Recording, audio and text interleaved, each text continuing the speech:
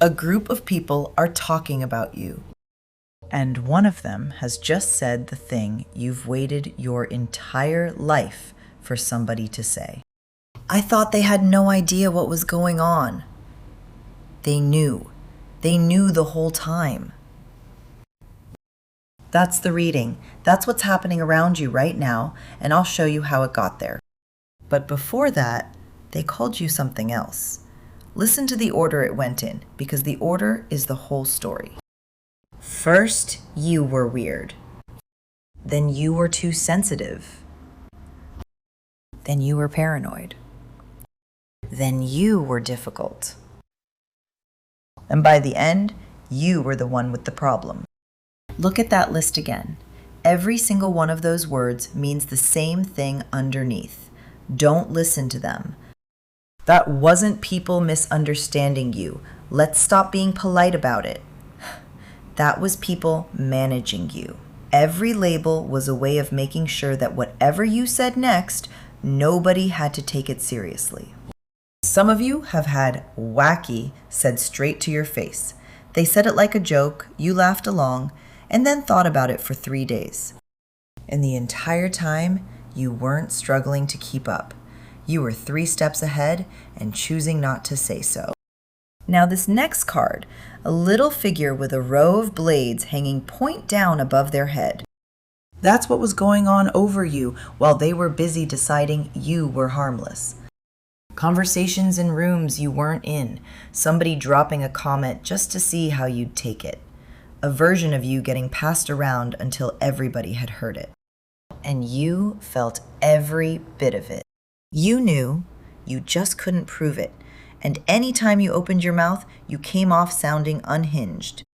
You weren't unhinged. You were ahead of the evidence. And nobody thanks you for that at the time.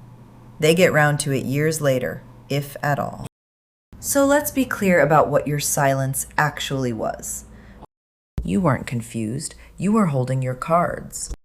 You'd worked out years ago that saying what you noticed only made things worse. So you stopped saying it. You watched instead, and you let people talk, because people always tell you who they are if you don't interrupt them.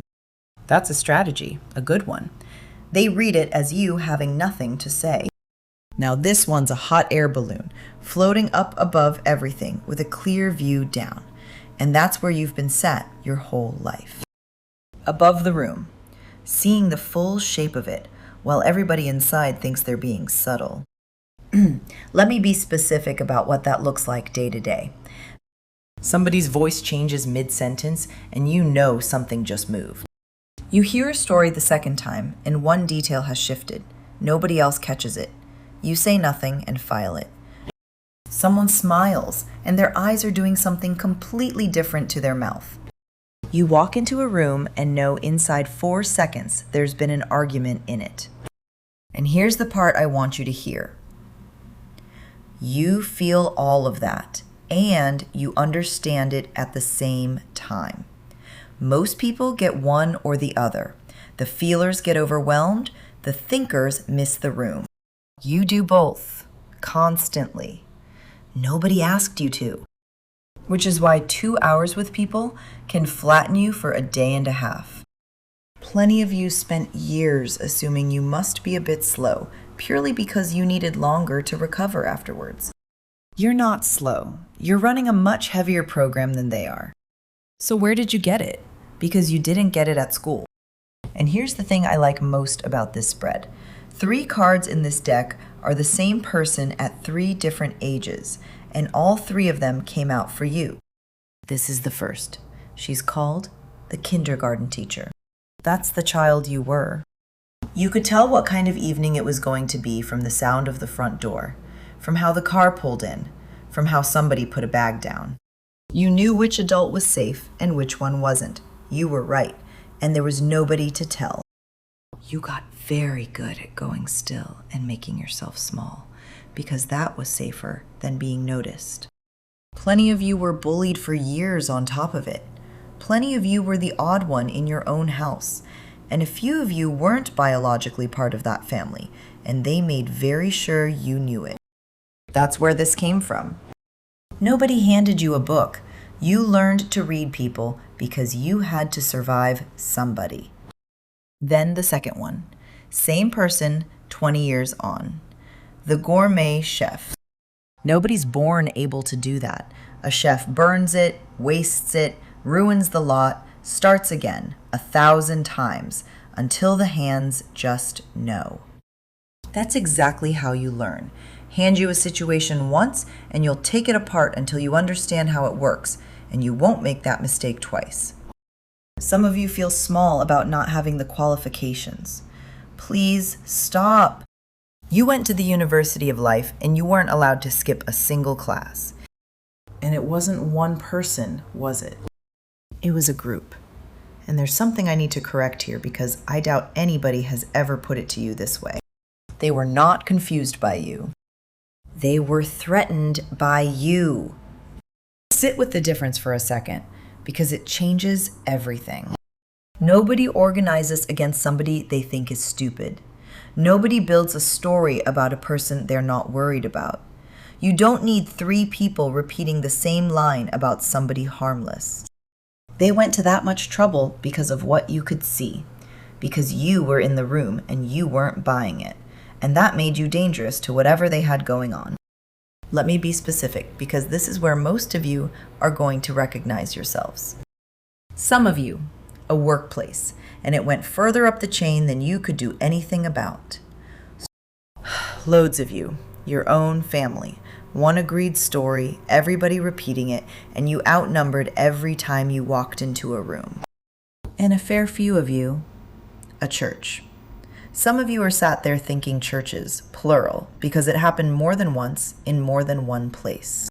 That's the worst version, and I won't soften it. Those were supposed to be the safe buildings. And it was jealousy, straight jealousy. People had started coming to you with their problems instead of going to them and asking you what you thought, and that was never going to be forgiven. It's always jealousy in the end. Whatever reason they gave publicly, underneath it was somebody watching you do naturally what they'd been pretending to do for years. There's a word for the ones who piled on behind them. Flying monkeys. And let's be honest about what they are. Pitiful. Not clever, not powerful, just desperate to be on the popular side of a story they never bothered to check.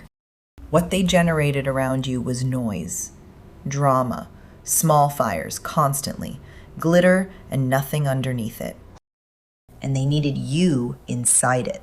That's the whole mechanism. None of it works unless you engage. You refused to negotiate with chaos. And here's the part that'll make some of you smile, because I can feel a few of you thinking it already. A lot of you looked at what they were doing and thought, this is amateur, because you'd survived worse. Much worse, much younger, from people who were far better at it than this lot. What they thought was a devastating campaign was to somebody with your childhood a kid's game played badly by weak people.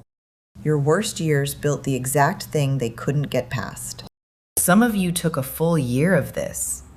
Provoked, poked, baited, week after week. Let me name the motive out loud because most of you have never had it named for you. They needed you to react, badly and preferably in front of people. Because the second you did, your reaction becomes the story. Everything they did to cause it vanishes, and all anybody remembers is you losing it. Then they get to say, see, we told you. They weren't trying to hurt you. They were trying to manufacture their evidence. You gave them nothing. And I know what that cost, so let's not pretend it was easy. You cried about it on your own. You had whole arguments in the shower that never actually happened. You stayed polite to people who deserved nowhere near that much effort. But you understood something they never did. The second you lose your temper, you lose. Doesn't matter who was right. Whoever shouts becomes the story. So you stayed calm and let it run. And some of you did it where everybody could see, the whole group, or the workplace, or the family, all of them waiting to see what you'd do. You did nothing. You didn't defend yourself. You quietly changed how you operated, stopped explaining yourself, and went and set a goal you told absolutely nobody about.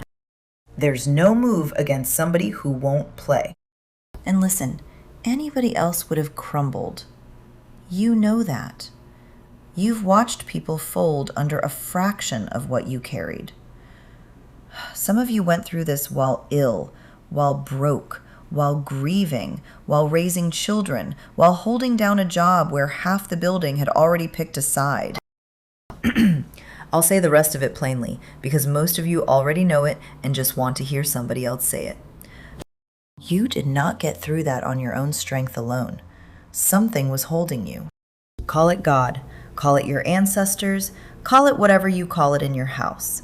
But they built weapon after weapon for you, and not one of them worked. Not one. They are still standing there wondering why. That's not luck. That's covering. And then this card. A child standing in full sun, arms out, everything lit up, nothing hidden anywhere. Here's what I love about it. You didn't expose them. You never had to. They did it themselves. They got impatient. They pushed too far. They told one version too many, and somebody finally caught the difference. They did the thing in front of exactly the wrong person. That's what always happens when somebody won't react. The other side has to keep escalating to get a response, and escalating is where people make mistakes. All you had to do was outlast them. Some of you knew that the whole time. You thought, if I hold on long enough, they'll do it themselves. They did. And this brings us back to where we started. Look at this card. A great hall, rows and rows of them, all sat together facing the middle. A whole room discussing one person. And it isn't strangers applauding you. Some of these are people who were there, people who heard the wrong story about you and believed it at the time. They're going back over it now, putting what they were told next to what they actually watched you do. And what keeps stopping them isn't the accusation, it's your behavior. How were they that calm? They knew, didn't they? They knew the whole time. They could have taken all of us down with what they had. Why didn't they? That last one is what really gets them. They know you were holding things you could have used, and you never used them. And here's the reversal. The exact thing they mocked you for, noticing too much, reading into things, being weird about people, is the thing that made you impossible to fool. They spent years trying to make you doubt your own mind. It didn't take. That's why they lost. A chapter is closing here. Not with an apology. I won't promise you one, because a few of these people will go to their graves without saying the words. But the label comes off. The version of you they were carrying gets quietly swapped for a different one. You'll feel it before you hear it. Somebody's tone changes. You get invited to something. An old contact reappears and is oddly respectful. And a number of you will feel this group isn't earthly at all. Your guides, your ancestors, the ones who've been standing behind you this whole time. Some of you have known since you were small that you were set apart for something, and you've never said it out loud to anybody because of how it sounds. Say it in your own head right now. You were right about that too. And here's the third one, the last version of that same person. The matriarch. Older woman, gold light all around her, food on the table, people gathered close. The child watched. The chef practiced. This one gets consulted. And it started already, hasn't it? They ask what you think before they do things. They bring you the thing they can't say to anyone else. And they nearly always use the phrase, "You're the only person I can tell." They come because you don't flinch, you don't panic, and it never leaves the room. Nobody appointed you. Nobody can take it off you either. Then things start moving after a long stretch where nothing did. Money, recognition, a door shut for years. And that goal a few of you set quietly in the middle of the worst of it, you're much closer than you'd ever say out loud. Then this last card, and it made me smile because it isn't what people usually want at the end of a story like this. Two people, just happy, nothing dramatic, nobody being destroyed. You never wanted revenge, not once. You wanted peace and a small handful of people you don't have to decode. That's what's coming. Fewer people, better ones, rooms you can breathe in. And you're allowed to be picky now. Knowing who not to help is part of the intelligence too. You gave everybody a chance for years because you thought that's what a good person does. You don't owe that anymore. The alone time isn't hiding either. It's maintenance. You'll always need it, and there's nothing wrong with you. One last thing before you go. There's something you spotted years ago that nobody believed at the time. You know exactly which one. It came into your head about 4 minutes ago. Put it below, one line. What you saw and how long it took everybody else to get there. And I'll tell you why I'm asking. Half of you still quietly wonder whether you imagined the whole thing. You'll stop wondering about 10 comments in.